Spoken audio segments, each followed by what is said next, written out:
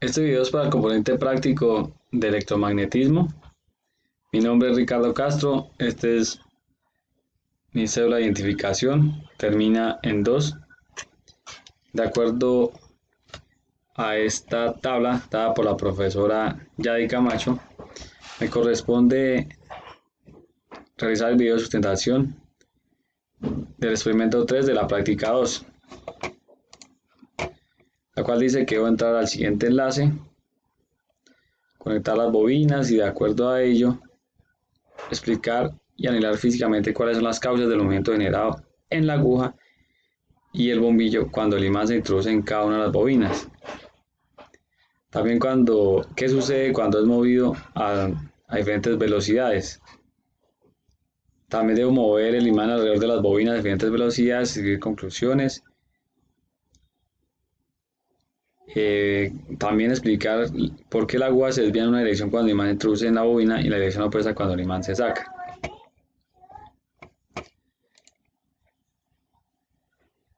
Entonces aquí ya estando en el imán, en la simulación, movemos el imán en la bobina que solamente tiene 2 espiras. De acuerdo a la velocidad en que yo mueva el imán, así mismo va a ser el desplazamiento de la aguja, pero si yo lo dejo quieto, vemos que no va a haber el fenómeno de inducción, no va a haber, debido a que el campo magnético está quieto.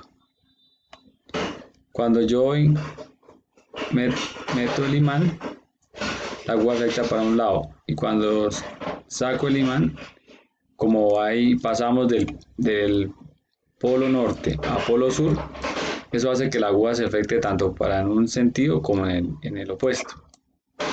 Si yo vengo para la bobina que tiene mayor espiras, vemos que tanto el voltaje como la iluminación del bombillo es mayor, debido a que la inducción magnética aquí se hace más fuerte debido a que se van sumando las espiras. Por eso hay un mayor voltaje.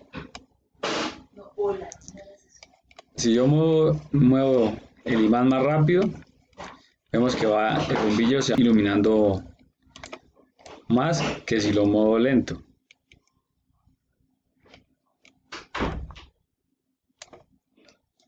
Aquí vamos a ver las líneas de fuerza del campo magnético del imán, en el cual vemos que si yo paso por el lado de la bobina, también se me va a iluminar y va a haber un voltaje reflejado en el galvanómetro, pero pues es menor a que si yo paso el imán por la bobina,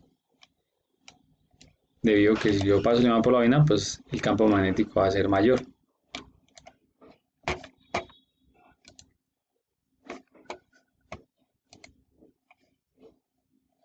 Entonces ya explicamos esto.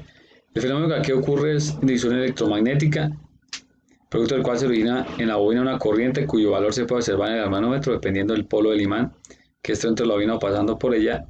Será el sentido del signo positivo o negativo de dicha medición en el galvanómetro. Si el movimiento es muy lento, la inducción será de un valor despreciable, pero si el movimiento es rápido, aumenta su valor y el bombillo se iluminará. Bueno, aquí ya lo movimos alrededor de las 2 bobinas. La aguja se mide en dirección cuando el imán se introduce en la bobina y en la dirección opuesta cuando el imán se saca. Es lo que vimos ahí en el movimiento. Hay 3 formas de afectar la FEN o la fuerza electromotriz, que es variar el módulo del campo, la superficie que la atraviesa o variar el ángulo que forman ambos. Ya entre las preguntas era de ¿qué relación encuentra entre la corriente que circula a través de un conductor y el campo magnético que se genera a su alrededor? Entonces, según el experimento de Oersted, demostró la unión entre la electricidad y el magnetismo. Para demostrar, el científico usó una aguja imantada cerca de un alambre por el cual circula una corriente eléctrica. La aguja se desvió, con la cual se evidenció la presencia de un campo magnético, con la cual concluyó que las corrientes eléctricas generan campos magnéticos. Entonces la aplicación que existe son los electroimanes, en el cual se pone una bobina y a lo que le pasa corriente por ella se produce el efecto de imán. El segundo es consultar la regla de la mano derecha. ¿En qué consiste la regla de la mano derecha? consiste que para donde indica el pulgar es el sentido de la corriente y los dedos es el sentido del campo magnético.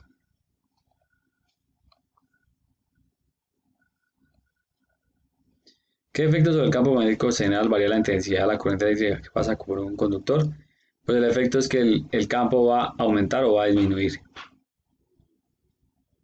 ¿Qué características definen la fuerza de atracción de un electroimán?